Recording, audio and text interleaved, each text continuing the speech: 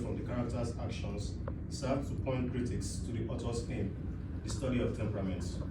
However, at variance with Zola's claim of writing a scientific novel, Lillian Faust demonstrates a non-acquiescence, citing primarily the author's inconsistent attempts at an experimental work. Consequently, she advises that, quote, we rid ourselves of the brainwashing effect of Zola's preface and read the text with an unprejudiced mind, end of quote, aiming to inevitably bring to fore, quote, Zola's attempted disguise as a scientific writer, end of quote.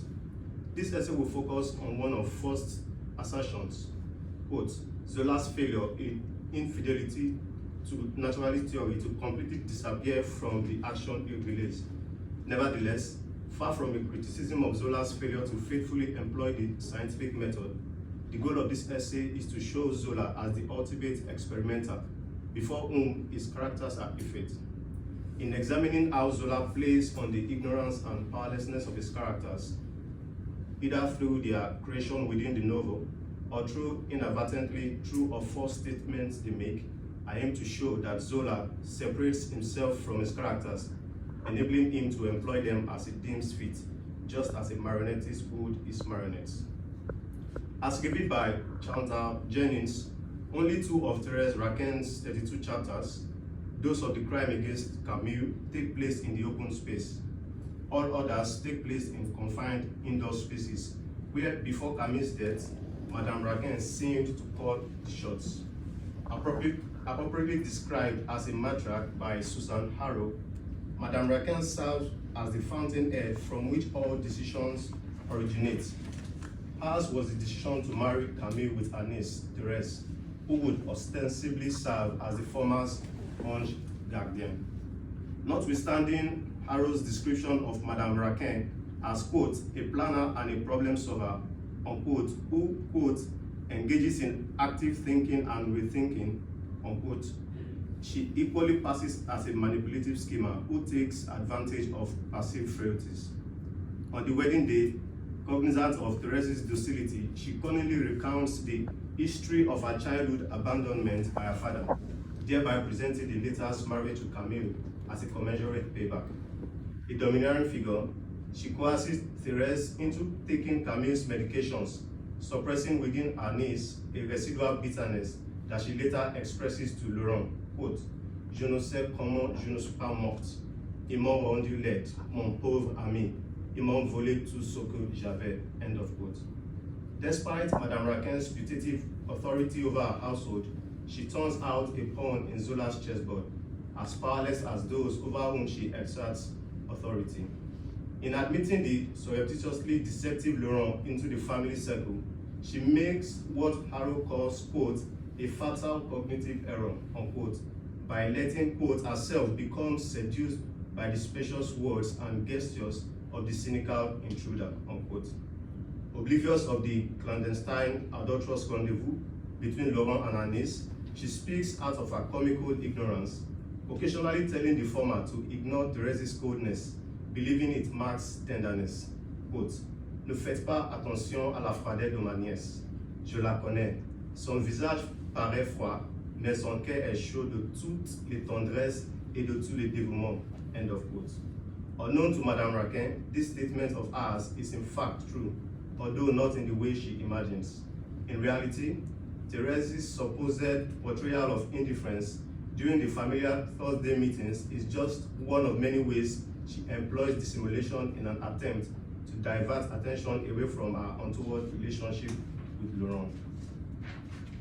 In an unfortunate and ironic turn of events, Madame Raquin, who had unrelentingly fought to ensure her son's survival, subsequently becomes incapacitated, primarily due to his eventual death at the hands of his perfidious assassinators.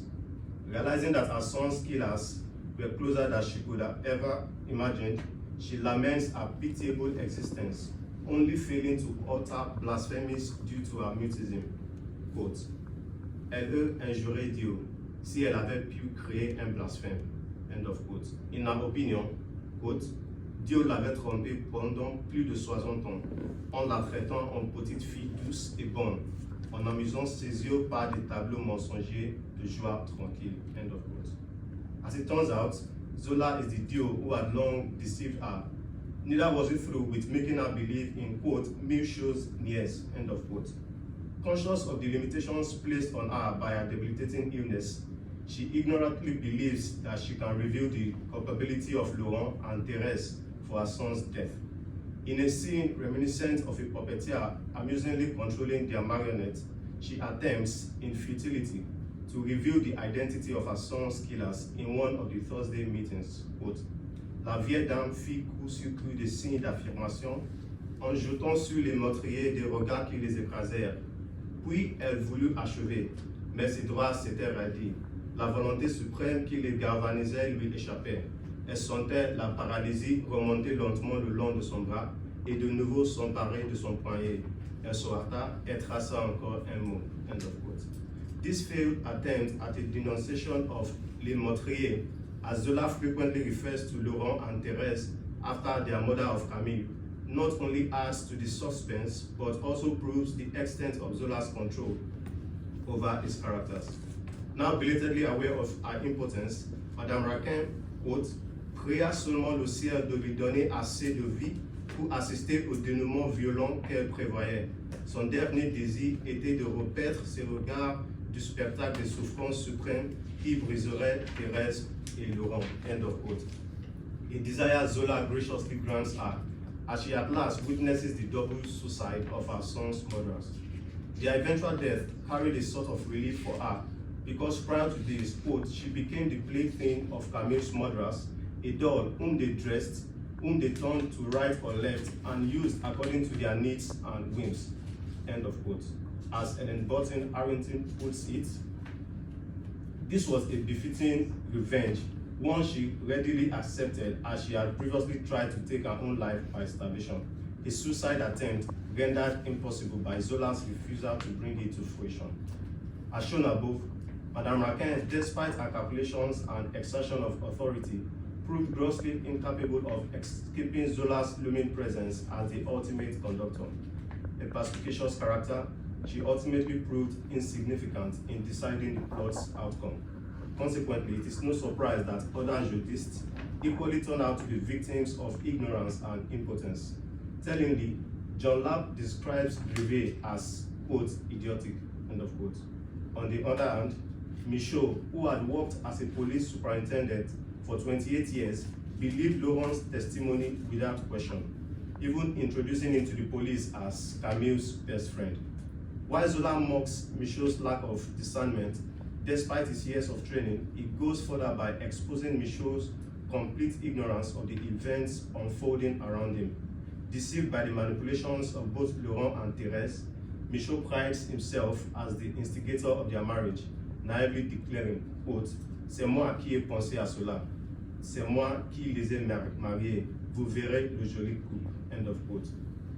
If Zola plays on the ignorance and impotence of characters such as the calculating Madame Raquin and the shallow Michaud, the manipulative Laurent and his accomplice Thérèse are not spared either.